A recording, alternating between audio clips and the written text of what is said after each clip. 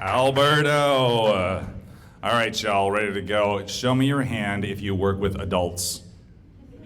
I should see every single hand up here. Now, raise your other hand if those adults often act like children in the workplace. Raise the roof. Listen, it's real. It is real. And if you have been working in HR for more than 5 minutes, it is likely that at some point you have said behind closed doors or to somebody's face, would you just get your stuff done? Compliance matters. That level of frustration, same level of frustration I remember feeling my third year teaching middle school. An award-winning teacher, I was standing in the hallway and this kid comes running down the hallway. He's not supposed to be running, and I say, stop, come here. And just like a guilty middle school kid, he looks at me and says, what? I didn't do anything. Does that sound familiar? I mean, you try to call somebody in your office, right? You try to do the things that get them to be back on track, and they look at you and say, what? I didn't do anything. It's frustrating because ultimately, adults demonstrate juvenile behavior, and it drives us crazy.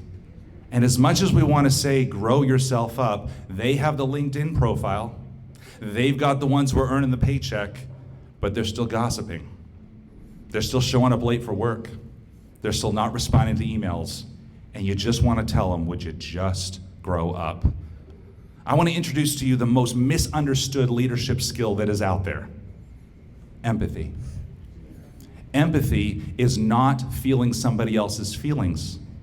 Empathy is the skill to create space for another human to see the value of change for themselves.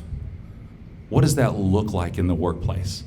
Because underneath every single, what, I didn't do anything, is a 13-year-old version of that same adult, wondering, if I don't get this right, am I still gonna have a job?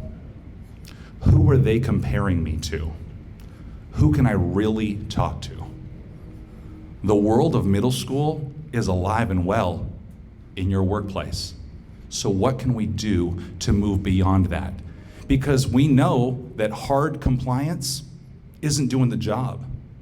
If you can engage with what I call fierce empathy, you create the space with intention for someone to see the value of change for themselves.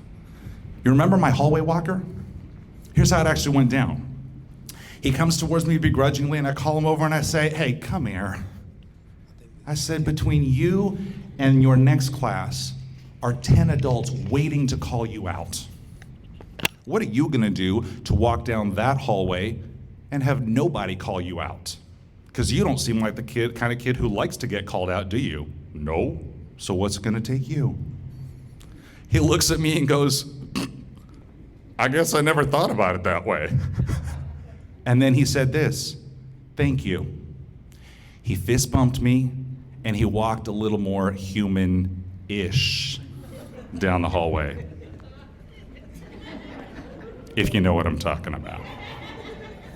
Because a 13-year-old kid's gonna be a 13-year-old kid forever. 6, 7.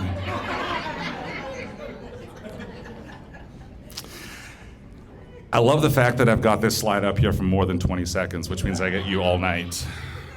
So what are we gonna talk about? I got more parent jokes if you need them.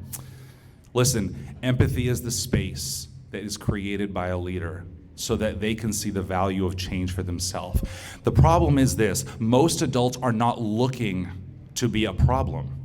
Most adults just haven't had a leader who can work with them to create the space for them to see the value of walking down their hallway a different way. See, all of us are walking down the hallway of our life and we see the right way to do it. We just haven't worked with a leader yet who can create the space for us to see the value of doing it just a little bit differently for the sake of the greater good. But here's the secret sauce. You see, empathy is not just about them and their problem. The secret to empathy is that it's more about the leader than it is the recipient. If the leadership journey is going to be taken, we know that it's that little voice inside of us that's wondering, is it really only them that's the problem? And when you can identify the value of empathy for yourself, you can start asking these questions. How can I connect? How can I hold myself accountable to my values? How can I identify the resistance first within myself so that I can speak to the gain of the recipient? Because I gotta shift the outlook, not the outcome. And if we're gonna grow empathy with intention in the workplace, we have to know the secret, and that is this. The problem isn't them. Because if you can't identify the 13-year-old within you on the journey to fierce empathy, it may be that the 13-year-old in you is raising their hand and asking, what do I need?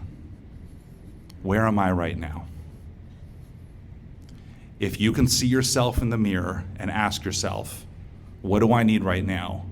You create the space for the most important individual in your organization. So I leave you tonight and ask this. Are you willing to create the space for the most important individual in your organization to see the value of change for yourself? Thank you.